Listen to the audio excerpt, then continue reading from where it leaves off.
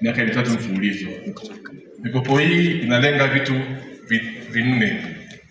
Kitu cha kwanza, mmiliki wa shule, kama una issue yako yote ya shule, end project, kama ni ununuzi wa gari au kufanya school expansion au pia kufanya renovation, sangine pia hata kwa ajili ya mishahara wafanyakazi.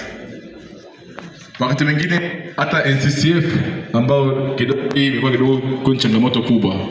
Unakuta mmefungua shule lakini ghafla tu mnaletewa bili na serikali za NCCF za wafanyakazi.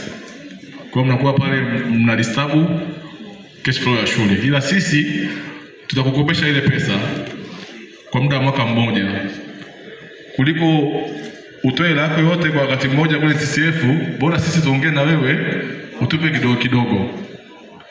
Baada ya kusema hayo, nichukue nafasi hii kuwashukuru uongozi wote wa hoteli na Mwenyezi Mungu awabariki sana, tunawapenda sana. Asanteni sana. Okay.